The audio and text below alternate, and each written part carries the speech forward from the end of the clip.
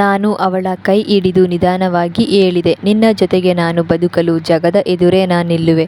ಆಗ ಅವಳ ಕಣ್ಣುಗಳಲ್ಲಿ ಕಣ್ಣೀರು ಮಿನುಗಿತು. ಅವಳು ಮೃದುವಾಗಿ ಉತ್ತರಿಸಿದಳು, ಏಕೆ ಬೇಕು ಇಂಥ ಸಾಹಸ? ನಿನ್ನ ಜೊತೆಗೆ ನಾನಿಲ್ಲವೇ ಅಂತ.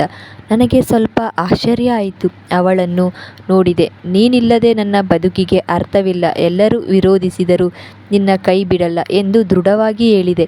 ಅವಳು ನಗುತ್ತಾ ತಲೆ ಆಡಿಸಿ ಹೇಳಿದ್ಲು, ಪ್ರಪಂಚದ ವಿರುದ್ಧ ನಿಲ್ಲೋದು ಪ್ರೀತಿಯ ಗೆಲುವಲ್ಲ. ನಿನ್ನ ಜೊತೆ ನಿಂತಿರುವೆ ಅಂದರೆ ಸಾಕು, ಜಗತ್ತನ್ನು ಗೆಲ್ಲೋದು ಬೇಡ, ನಮ್ಮಿಬ್ಬರ ಮನಸ್ಸನ್ನು ಮಾತ್ರ ಗೆಲ್ಲೋಣ. ಆ ಮಾತು ನನ್ನ ಹೃದಯಕ್ಕೆ ತಾಕಿತು. ನಾನು ಅರಿತೆನು, ಪ್ರೀತಿ ಎಂದರೆ ಯುದ್ಧವಲ್ಲ, ಅದು ನಂಬಿಕೆಯ ಹೆಜ್ಜೆ. ಆ ದಿನ ನಾನು ಯಾವುದೇ ದೊಡ್ಡ ಪ್ರಮಾಣ ಮಾಡಲಿಲ್ಲ. ಕೇವಲ ಒಬ್ಬರ ಕೈ ಮತ್ತೊಬ್ಬರು ಬಿಗಿಯಾಗಿ ಹಿಡಿದೆವು. ಜಗದ ಎದುರು ನಿಲ್ಲಬೇಕಾದ ಅವಶ್ಯಕತೆಯೇ ಬಂದಿಲ್ಲ, ಏಕೆಂದರೆ ನಮ್ಮ ಪ್ರೀತಿ ಶಬ್ದಗಳಿಗಿಂತ ಮೌನದಲ್ಲೇ ಬಲವಾಗಿತ್ತು.